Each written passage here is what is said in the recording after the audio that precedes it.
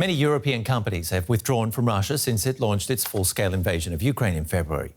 But not the German energy company Wintershall Dea. It's making billions in profits in cooperation with the Russian state-owned company Gazprom, 1.3 billion euros in the first half of the year. The company wants to stick to its projects in Russia, but criticism is getting louder. A year ago, Wintershall Dea uploaded video to YouTube. In it, the gas production in cooperation with the Russian state-owned company Gazprom is still praised in the highest tones. Wintershall Dea and Gazprom proudly announced first gas for their mega project Untitled development. This came years after Russia annexed Crimea and as its proxies occupied Ukraine's Donbas region. But Putin's aggressive policies didn't stop the company from continuing to pursue its economic interests as early as 2014, entirely in line with the German government's official policy. It's now a matter of building bridges, not tearing them down. The company has numerous cooperative ventures with Russia, the most important of those, the joint exploitation of the Novi Urengoy gas field in Siberia, together with Gazprom.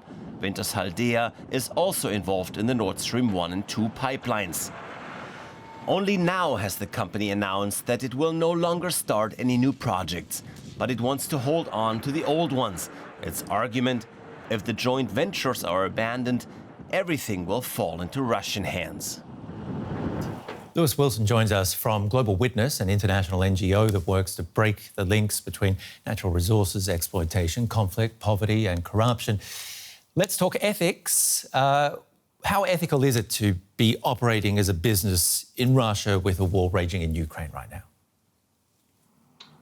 Well, clearly, many businesses have already made that decision, and the most extreme example of this are businesses operating in the fossil fuel sector. We know there's a direct link between fossil fuels and Putin's ability to wage war and to carry out war crimes. And Wintershall have been a key part of that machine.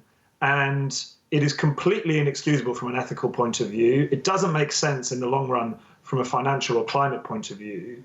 And so Wintershall's current position that the only way to proceed is business as usual just simply doesn't stand up to the facts. What about its argument of resources and infrastructure falling into the hands of Russians? Well, look, the damage has already been done. It's quite clear that Wintershall, over a number of decades, set out to build up Russia's fossil fuel infrastructure. It set out to build up Germany's dependence on that. And the argument that to leave Russia would simply hand over a few billion euros to the Russians doesn't stack up. And Wintershall has made quite enough money out of Russia over the years, even just this year, doubling profits on its gas. Our research showed 400 million euros from Russian gas alone in the first 3 months of the year. If they were serious about the statements that they've made, they would set up a fund and use all profits from Russian gas to help fund the reconstruction of Ukraine. But they're not serious about it. So how much is it putting its corporate reputation at risk? Because I could imagine the damages could go a lot further than what it's making there at the moment in Russia.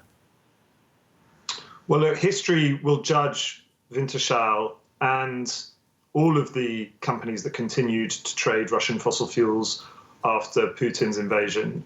The problem for Wintershall is that Ukrainians and other actors may not leave it to history to judge them. And there will be measures taken, there are measures being taken right now to try to hold companies accountable, companies that have continued to pursue profiteering and who have continued to fund the war should look very seriously at not just their reputation, but also whether they can be held accountable for funding. Lewis, what about, can I jump in there, what about holding them accountable by slapping them with a windfall profits tax, for example?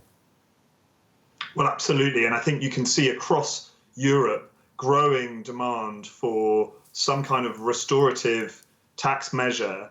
The oil industry alone has made $2.8 billion of profit every day for the last 50 years. So the money exists to fix the crisis that we're in. The money exists to start the renewable energy transition and to subsidize those energy bills that people are currently suffering with. It's just in the wrong hands. And so clearly politicians are going to find in this, the most difficult of winters for Europe, that they're going to need to go and take that money back from the companies that made it in the first place.